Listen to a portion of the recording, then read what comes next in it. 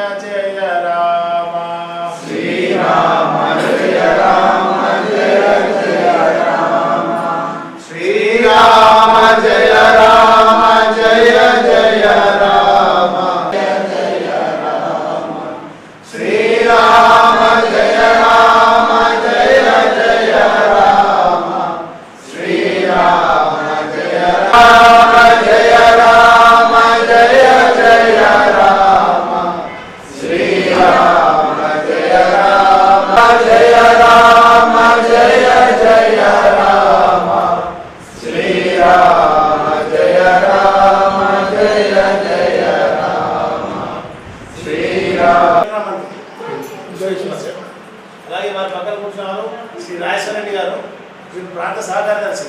అలాగే నా పక్కన ఉన్నవారు వెంకటేశ్వర యాదవ్ గారు, ధర్మప్రసాద్ ప్రాంత ప్రముఖులు.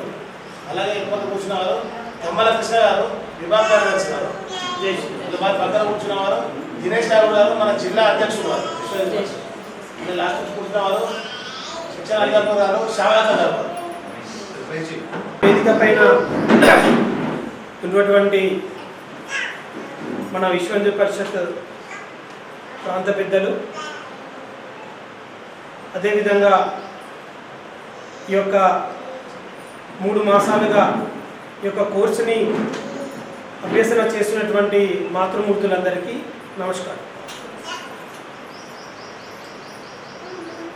విశ్వ హిందూ పరిషత్లో ఒక సేవా విభాగం అనే ఒక వింగ్ ఉంటుంది. దాంట్లో దాని ఆధారంగా సేవా కార్యక్రమాలు రాష్ట్ర మొత్తంలో ఎన్నో రకాలుగా సేవా కార్యక్రమాలు చేయడం జరుగుతుంది. అంటే ఈ యొక్క సేవ యొక్క ఉద్దేశం ఏంటి అంటే, ఏదైనా సరే సేవా విభాగంతో సేవా కార్యక్రమాలతోటి సమాజంలో చైతన్యాన్ని నింపడము. ఉదాహరణకు మన యొక్క కుట్టు మిషన్ల కేంద్రము, దీని ద్వారా మహిళలకు వాళ్ళ సొంత కాళ్ళ మీద వాళ్ళు నిలబడేటట్టు ఒక ఏర్పాటు చేయడమే యొక్క కుట్టు మిషన్ల కేంద్రం యొక్క ఉద్దేశం. అదే పద్ధతిలో సేవా కార్యక్రమాలు, చాలా రకాలుగా సేవా కార్యక్రమాలు మనం చేస్తుంటాం ప్రాంతంలో. మొన్నటి వరకు మనకి ఇక్కడ మన కార్యాలయంలోనే ఎంట్రన్స్లో ఉన్నది మంచినీటి సదుపాయం మనం ఏర్పాటు చేశాము. కేవలము 5 రూపాయల ధరతోటే మొత్తం కాళీవాసులందరికీ మనము మంచినీరు సప్లై చేయడం జరుగుతుంది. అదే రకంగా మన జిల్లాలో కానివ్వండి, ప్రాంతం మొత్తంలో చాలా రకాలుగా మనం సేవా కార్యక్రమాలు చేస్తుంటాం.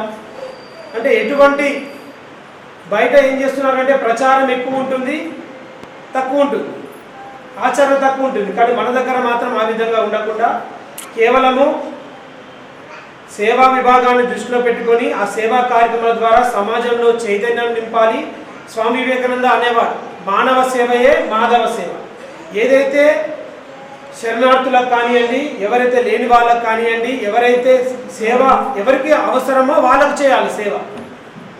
అటువంటి సేవ చేయడంలోనే దాంట్లోనే పరమాత్ముడు ఉన్నాడు, దాంట్లోనే దేవుడు ఉన్నాడు. కాబట్టి సేవా విభాగం యొక్క లక్ష్యం ఒకటే, ఏంటంటే సేవా విభాగం ద్వారా, సేవా కార్యక్రమాల ద్వారా ప్రజలలో చైతన్యం నిర్మాణం చేయడము. మేమున్నాము, ఎవరికైనా సరే ఆపదలో మేమున్నాము అనే ఒక వాళ్ళకు ధైర్యం నింపడమే సేవా విభాగం యొక్క ముఖ్య ఉద్దేశము. కాబట్టి చాలా సంతోషము. ఇప్పుడు ఒక 2 బ్యాచ్లు మనం పూర్తి చేసుకున్నాం. మొత్తం కలిసి దగ్గర దగ్గర ఒక 40 మంది మహిళలకు మనము వాళ్ళకు జీవనోపాధి కానివ్వండి, లేకుంటే వాళ్ళ యొక్క కాళ్ళ మీద వాళ్ళు నిలబెట్టడం మనం ఒక నిర్మాణం చేశామనే ఒక అర్థం మనకు ఉన్నది. ఇంకా దీని తర్వాత కూడా ఇంకా కూడా దీన్ని కంటిన్యూ చేస్తాం. మిగతా వాళ్ళు మీరు కూడా ఎవరైనా తెలిసిన వాళ్ళకు, మన బంధువులకు కానీ మీరు విషయం తెలియజేయండి, ఇక్కడ నేర్పిస్తాడని విషయం తెలియజేయండి. తద్వారా అందరికి కూడా మనం సహాయం చేసే వాళ్ళం అవుతాం. ఇదే విషయంలో ఈరోజు సర్టిఫికెట్ల పంపిణీ ఉంది, దానికోసం మన ప్రాంత పెద్దలు వచ్చారు. దాన్ని మనము ఈ కార్యక్రమాన్ని ప్రాంత పెద్దలు ముందుకు తీసుకెళ్లవలసిందిగా కోరుచున్నాం. శ్యామలక్క గారు ఒక నిమిషం మాట్లాడండి. ఎలా చెప్తానో అనుకున్నాను, ఇంట్లో చేసేదాన్ని శిక్షణ ఎలా ఇస్తానో అనుకున్నాను, కానీ నాకు బాగా అనిపించింది. ఇక్కడ ఉన్న వాళ్ళందరూ కూడా చాలా బాగా సహకరించారు. నేను చెప్పిన విధంగానే నేర్చుకున్నారు, వాళ్ళు గుర్తుంటున్నారు. ఎంతోమంది వచ్చి అడుగుతున్నారు, ఇంకా నేర్పిస్తారా ఉదయం 11 గంటల నుంచి 3 గంటల వరకు నేర్పించాము. ఫస్ట్ బ్యాచ్లో 11 మెంబర్సే నేర్చుకున్నారు. అప్పుడు తెలియదు ఎవరికి ఇంకా నేర్పిస్తున్నారు. ఆ తర్వాత వాళ్ళని చెప్పమంటే వాళ్ళు మిగతా వాళ్ళకి చెప్తే సెకండ్ బ్యాచ్లో 26 మంది నేర్చుకున్నారు. నడుస్తుంది. 4 మెంబర్సే అడిగారు. అంటే మా ఫస్ట్లో సెంటర్ క్లోజ్ అయ్యి రూమ్లో పెడతామని అన్నారు. మేము నేర్చుకున్నాము, మాకు మంచిగా నేర్పారు, మాకు విశ్వాసం కలిగింది, మాకు లాభం కలిగింది, ఉపయోగం అనిపిస్తుంది. మాకు ఇది నడపడం ద్వారా మాకు ఉపయోగపడింది, లాభపడింది అని అనిపిస్తుంది. నేను నడుపుతున్న పని లేక వాళ్ళు నడుపుతున్న పని లేక మేము పోతున్నాం అది చెప్పండి.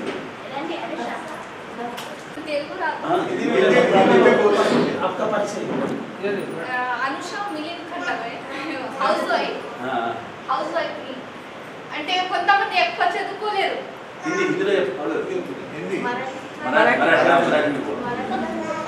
కొంతమంది ఎక్కువ కొంచెం కొంతమంది ఎక్కువ చదువుకోలేరు, చదువుకున్న వాళ్ళు కూడా ఉంటారు.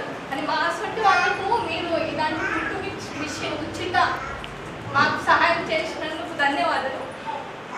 మేము మంచిగా ఆనందంగా మంచిగా నేర్చుకుంటున్నాం. మా మేడం కూడా బాగా నేర్పించినారు. మాకు మంచిగా అందరం ఇంట్లో కూర్చొని నేర్చుకుంటున్నాం, చేస్తున్నాము. మేడం కూడా ధన్యవాదాలు, సార్ కూడా ధన్యవాదాలు. సెకండ్ బ్యాచ్ మాకు చాలా బాగా నేర్పించినారు. మంచిగా బ్లౌజులు డ్రెస్సులు కుట్టున్నాం. మా అందరూ కూడా థ్యాంక్ యూ అందరికీ నేర్పించడం. ఇలాగే మీరు ఫ్రీగా నేర్పించిన వాళ్ళకి ఇంకా బాగా కుడుతున్నాము, కొంత సంపాదిస్తున్నాము. అలాంటి వాళ్ళు ఎవరు ఉన్నారా? నేను అంతకుముందు వేరే దగ్గర నేర్చుకున్నాను, కానీ వాళ్ళకు నేర్పించిన విధానము అంతా సరిగ్గా లేకుండే.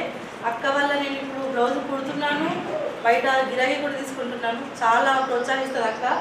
ఎన్నిసార్లు అడిగిన డౌట్స్ మాత్రం క్లియర్ చేసేది. అందరికీ ఎన్నిసార్లు చదువుకున్న వాళ్ళకి కానీ చదువుకున్న వాళ్ళకి కానీ కొలతతోటి కానీ టేప్ తోటి కానీ అన్నీ అక్క నేర్పించేది. ఎన్నిసార్లు డౌట్ అడిగినా కూడా అక్క చెప్పేది. చాలా సంతోషంగా ఉంది. అంటే ఇంట్లో కూర్చొని తింటున్నారు, పడుకుంటున్నారు అన్న మాటకి అట్లా కాకుండా మేము కూడా సంపాదించగలుగుతున్నాము, మేము కూడా డబ్బులు మా చేతిలో ఉంటున్నాయి అన్న పిల్లలు కూడా మాకు డాడీ ఇస్తారు డబ్బులు అని కాకుండా అమ్మ కూడా ఇవ్వగలుగుతుంది అన్న చేసింది వసుధ ఫౌండేషన్ వాళ్ళు.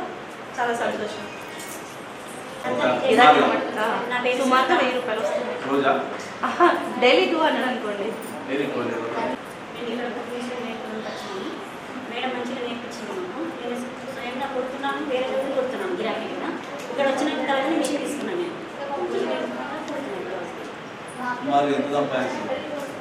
Daily 1 class కుడుతున్నాను sir. రోజుకి 1 క్లాస్ కుడుతున్నాను. రోజుకు 200 రూపాయలు ఉంటుంది సార్. ఒక 5-6 వేల చేతికి గరం మసాలాకి. Okay, thank you. అంటే ఇప్పుడు కొంతమంది పెళ్లి కానీ డిపెండెంట్స్ వాళ్ళ అమ్మ వాళ్ళ నాన్న అమ్మ నాన్న మీద ఆధారపడి ఉంటారు పెళ్లి చేసి కదా. పంపిస్తాం నీకు మిషన్ ఎందుకని వాళ్ళు అంటున్నారు. అంటారు కదా, వాళ్ళు కొంతమంది ఉన్నారు.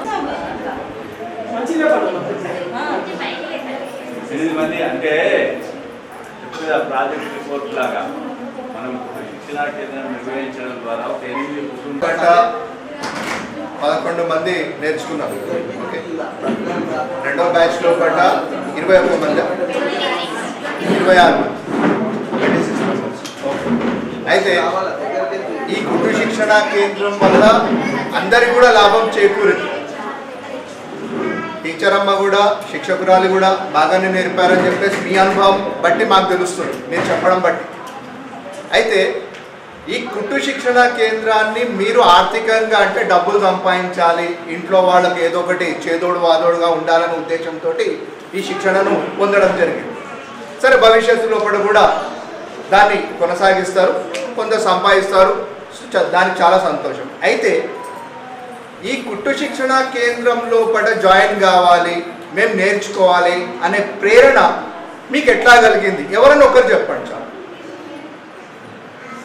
సరే, మీరు సంపాదించుకొని ఇంటికి సహాయం చేస్తూ సమాజానికి కూడా సహాయం చేసే విధంగా మీరు ప్రయత్నం చేయాలమ్మా. ఇది ఒక చిన్న వినతి మీ అందరికి కూడా. అయితే మనకు ఏదైతే సాంప్రదాయాలు, సంస్కృతి, ఆచార వ్యవహారాలు ఉన్నాయో వీటన్నిటికి కూడా రాబోయే తరాల వాళ్ళందరికీ కూడా మీరు చెప్పాలి. మన ధర్మం యొక్క గొప్పతనం ఏంటి అనే విషయాన్ని కూడా మీరు అందరూ కూడా ప్రతి ఒక్కరు కూడా మీ నోటి మాట ద్వారా చెప్పడం అనేది ఖచ్చితంగా చేయండి.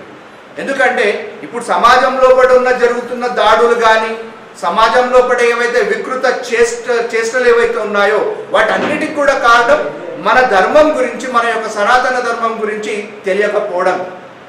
మీరు మీ ఇంటి పక్కల కానీ, మీ ఊర్లో కానీ, మీ జిల్లాలో కానీ, మన రాష్ట్రంలో కానీ, మన దేశంలో కానీ ఎన్నో సంఘటనలు మీరు చూస్తున్నారు. అయితే వీటన్నిటికీ కూడా కారణం మన సంస్కృతి గురించి తెలియకపోవడం, మన యొక్క గొప్పతనం గురించి తెలియకపోవడం, మన పూర్వీకుల యొక్క గొప్పతనం గురించి తెలియకపోవడం, మన దేవీ దేవతల యొక్క గొప్పతనం గురించి తెలియకపోవడం. సో వీటన్నిటిని కూడా మీరు చెప్తే కొంతమందికైనా అవగాహన కలుగుతుంది. వాళ్ళు వేరే ధర్మంలోకి వెళ్ళకుండా లేదా వాళ్ళపైన జరుగుతున్న దాడుల గురించి ఇతర వ్యక్తులకు కూడా చెప్పే విధంగా, అంటే ఎగ్జాంపుల్ చూసినట్టయితే కొంతమంది ఏం చేస్తుంటారంటే మాదే గొప్ప మతం లేకపోతే ధర్మం అని చెప్తూ ఉంటారు. అయితే మనం కూడా చెప్పగలిగే స్థాయిలో ఉండాలి. కాబట్టి మన సంస్కృతి గురించి కూడా తెలుసుకోవడానికి ప్రయత్నం చేయండి. ఎగ్జాంపుల్గా 1-2 విషయాలను చెప్తాం, మీ అందరు కూడా తెలిసి ఉండొచ్చు. నుదుటి పైన బొట్టు ఎందుకు పెట్టుకుంటాం, చేతులకు గాజులు ఎందుకు వేసుకుంటాం, దాని తర్వాత మెట్టలు ఎందుకు పెట్టుకుంటాం, సో ఇవన్నీ కూడా ఇంట్లో కల్లాపు ఎందుకు చదువుతాం, దాని తర్వాత మన ఇంటి గడపకు పసుపు ఎందుకు రూస్తాం. సో ఇవన్నీ కూడా మీ అందరు కూడా తెలిసిన విషయాలు. ఈ విషయాలను రాబో తరాల వాళ్ళకు చెప్పాలి, అది మీ నుండి నేను కోరుకుంటున్నాను. సో మీరు ఇక ముందు ఏదైనా శిక్షణా కేంద్రం లోపల శిక్షణా కేంద్రాన్ని స్టార్ట్ చేసినా అక్కడున్న విద్యార్థులు ఎవరైతే ఉన్నారో వాళ్ళందరికీ కూడా మన గురించి చెప్పి, మన ధర్మం గురించి చెప్పి వాళ్ళకు కూడా ఆర్థికంగా వాళ్ళు బలోపేతం అయ్యే విధంగా మీరు ప్రయత్నం చేస్తారని చెప్పేసి భావిస్తున్నాను. జై శ్రీరామ్. విశ్వ హిందూ పరిషత్ దేశవ్యాప్తంగా విశ్వ హిందూ పరిషత్ క్షేత్ర సంఘటన కార్యదర్శి. విశ్వ హిందూ పరిషత్ దేశంలో అందరూ కూడా వాళ్ళ కాళ్ళ మీద వాళ్ళు నిలబడాలి, పేదరికాన్ని దూరం చేయాలి, ఆర్థిక స్వావలంబన సాధించాలి అనే లక్ష్యంతో అనేక రకాల సేవా కార్యక్రమాలను విశ్వ హిందూ పరిషత్ నిర్వహిస్తుంది. దేశం మొత్తంలో 142 ఆరక్షిత శిశు మందిరాలు, అంటే తల్లిదండ్రులు లేనటువంటి బాలబాలికల్ని చదివించే హాస్టల్స్ను దేశంలో ఒక 142 ఆశ్రమాలు నడుపుతున్నాం. అదేవిధంగా 10,000కు పైగా కుటుంబ శిక్షణ కేంద్రాలు కావచ్చు, వైద్య ఆరోగ్య కేంద్రాలు కావచ్చు, గ్రామీణ వికాస కేంద్రాలు కావచ్చు, విద్యాలయాలు కావచ్చు, ఆ విధంగా సుమారుగా దేశవ్యాప్తంగా విశ్వ హిందూ పరిషత్ 10,000 సేవా పథకాలు నిర్వహిస్తుంది. అందులో భాగంగా మన నిజామాబాద్లోని విశ్వ హిందూ పరిషత్ కార్యాలయంలో గత 6 మాసాలుగా కుటుంబ శిక్షణ కేంద్రం నిరుపేద మహిళలు వాళ్ళ కాళ్ళ మీద వాళ్ళు నిలబడుతూ కుటుంబానికి కాస్త చేదోడు బాదోడుగా ఉండడానికి ఆర్థికంగా సంపాదించుకోవడానికి ఈ విధంగా కుటుంబ శిక్షణ కేంద్రాలు నిర్వహిస్తున్నాం. ఈ కుటుంబ శిక్షణ కేంద్రంలో ఇప్పటివరకు 36 మంది మహిళలు వాళ్ళు నిష్ణాతులయ్యారు. అందులో సుమారుగా 12 మంది మహిళలు ఈరోజు కుటుంబ శిక్షణ కేంద్రాన్ని వాళ్ళు సొంతంగా కుటుంబ మిషన్లు కొనుక్కొని వాళ్ళు కుటుంబాన్ని పోషించే స్థాయి కూడా ఎదగడం సంతోషదాయకము. ఆ విధంగా విశ్వ హిందూ పరిషత్ అందరి యొక్క అభ్యున్నతి కోసం ఈ విధంగా సేవా కార్యక్రమాలు నిర్వహిస్తుంది. ఆ విధంగా ఇక్కడ శిక్షణా కేంద్రంలో కుటుంబ శిక్షణ పొందినటువంటి వాళ్లకు ఈరోజు వాళ్ళు విజయవంతంగా కుటుంబ శిక్షణ పూర్తి చేసుకున్న సందర్భంగా వాళ్ళందరికీ అభినందన పత్రాలను ఇవ్వడం జరుగుతుంది. మళ్ళీ కొత్త బ్యాచ్ 3వ బ్యాచ్ను ప్రారంభించడం జరుగుతుంది. జై శ్రీరామ్. జై శ్రీరామ్. మహాపురుషుల చిత్రాలు ఒక ఫోటో లేదా సినిమా తారల బొమ్మలో మిగతా వాళ్ళు పెట్టుకుని దాని వల్ల ఏమైనా ప్రేరణ కలుగుతుందా? దాని గురించి ఒక ఉదాహరణ చెప్తారు. స్వామి వివేకానంద పేరు అందరూ విన్నారు కదా. స్వామి వివేకానంద చదువుకుంటే ఆయన పేరు నరేంద్రుడు. రోజు స్కూల్కి వెళ్తుండేవాడు. ఆ కలకత్తాలో జట్కా బండ్లు ఉంటాయి, దూరం బండ్లు. ఆ బండిలో పోయేవాడు ఆయన. వాళ్ళ టీచర్ అడిగిందంటే ఒకరోజు ఎలా పెద్దగా మీరు అడుగుతారు కదా ఏం చేస్తారు. నేను గుర్రం బండి తోలేవాడిని అంటారు. గుర్రం బండి పిల్లలకు అంతే కదా, టక్ టక్ అనిపిస్తుంటే వాడు తోడుతుంటే చాలా బాగుంటుంది కదా. నేను కూడా గుర్రం బండి తోలేవాడిని అవుతాను అంట. ఇంటికి వచ్చి తల్లికి చెప్పింది సాయంత్రం మా టీచర్ అడిగింది చెప్పిన గుర్రం బండి తోలేవాడిని అవుతాను చెప్పాను. వాళ్ళ అమ్మ ఏమన్నదట, వాళ్ళ అమ్మ లోపలికి తీసుకెళ్ళిపోయి పార్థసారథి, ఎవరు పార్థసారథి? కృష్ణుడు. అర్జునుడి రథము నడిపే కృష్ణుడి బొమ్మ ఉన్నటువంటి ఆ చిత్రాన్ని చూపించి నువ్వు నిజంగానే గుర్రపడినే తోలాలి. కానీ ఎవరి కావాలను? కృష్ణుడు ఎట్లయితే అర్జునుడి రథసారథిగా కృష్ణుడు పనిచేసాడో ఆ విధంగా నువ్వు కూడా ఆ విధంగా కావాలని చెప్పిందట. అంటే అతనిలో కృష్ణుడిలాగా నువ్వు కూడా అంత గొప్పవాడికి కావాలనేటువంటి భావన ఆ చిత్రము చూడడం ద్వారా కలిగిందని చెప్తారు.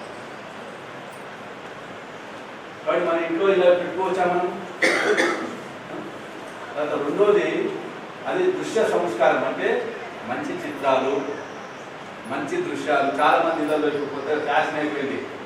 కుక్కల్ని, పులుల్ని, సింహాల్ని పెడుతున్నారు. ఫ్యాషన్, ఆధునికత పేరుతో. మన ఇంట్లో రాకపోవచ్చు, కొందరు పెద్ద పెద్ద ఇళ్ళలోకి వచ్చాయి.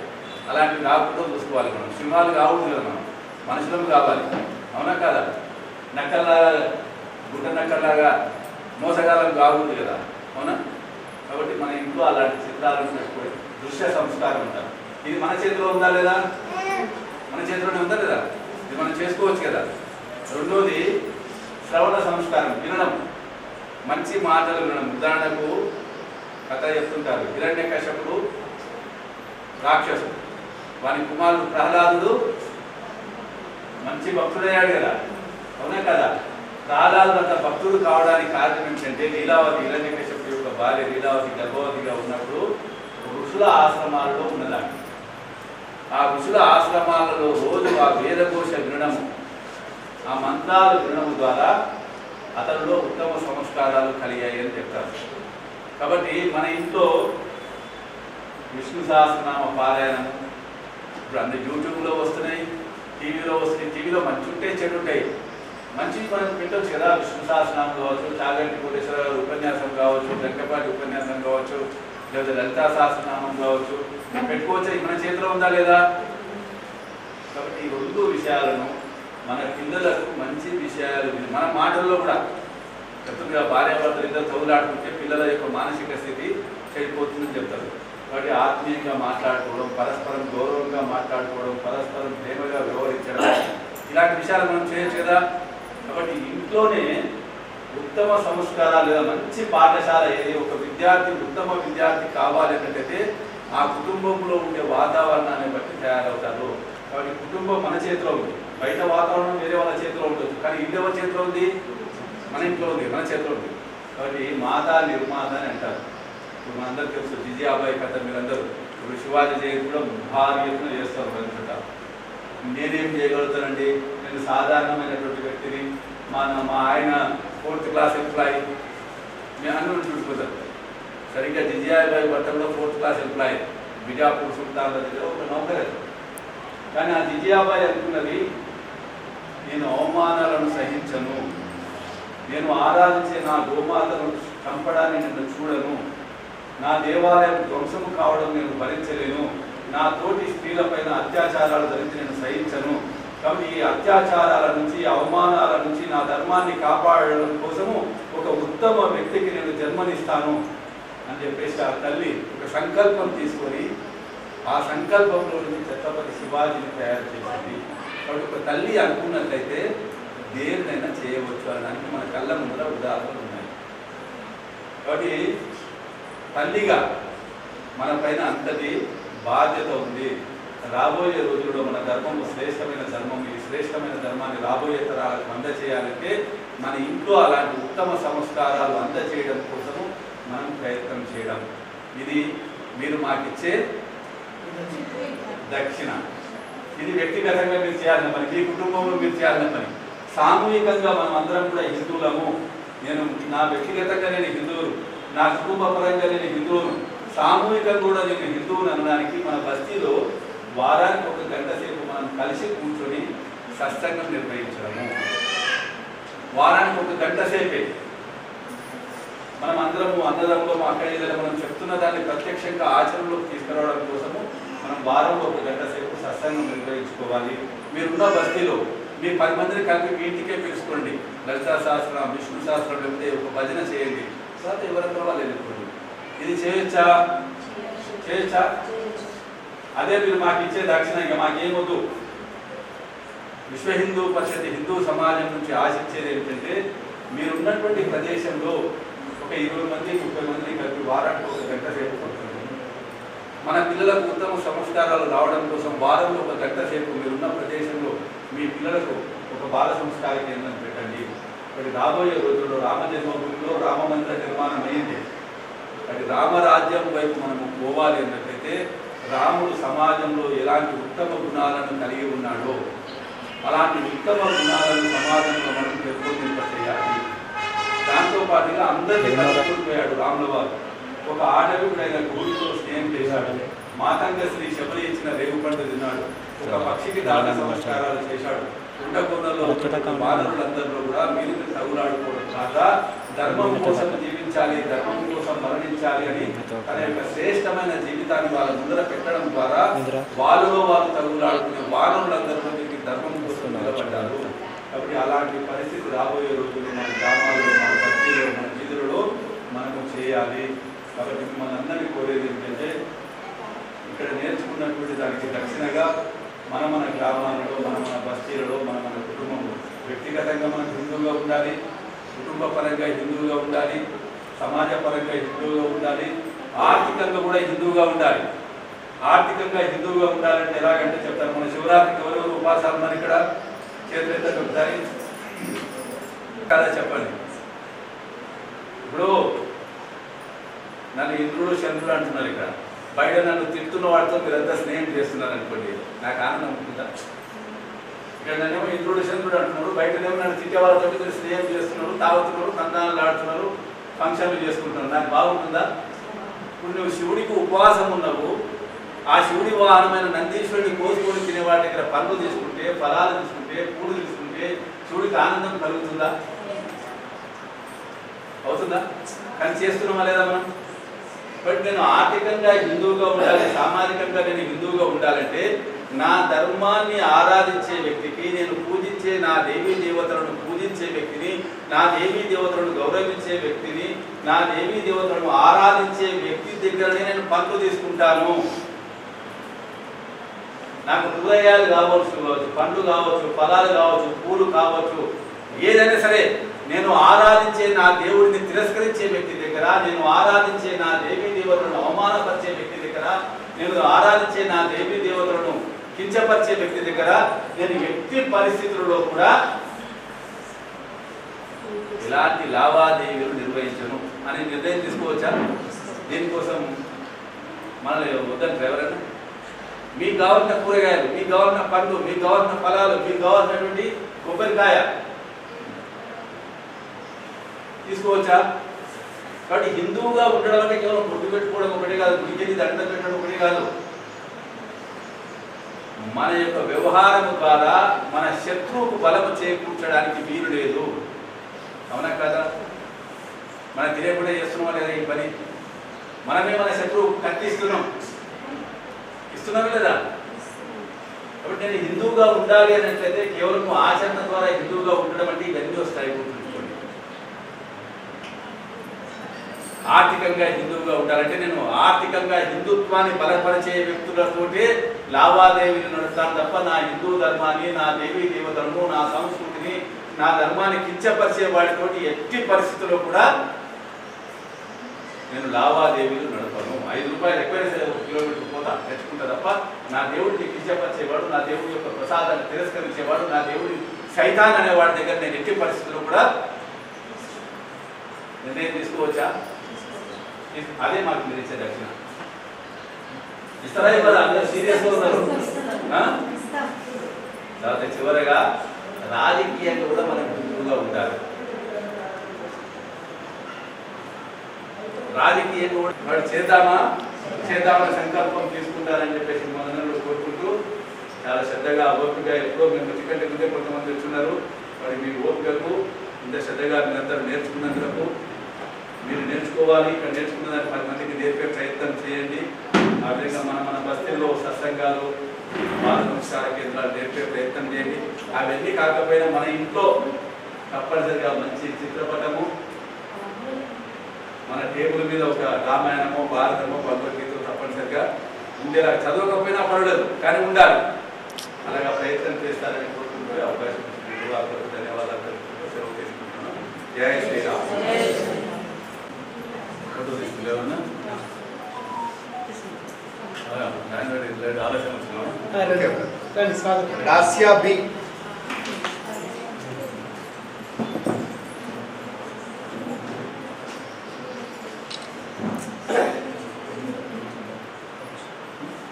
పద్మావతి వై పద్మావతి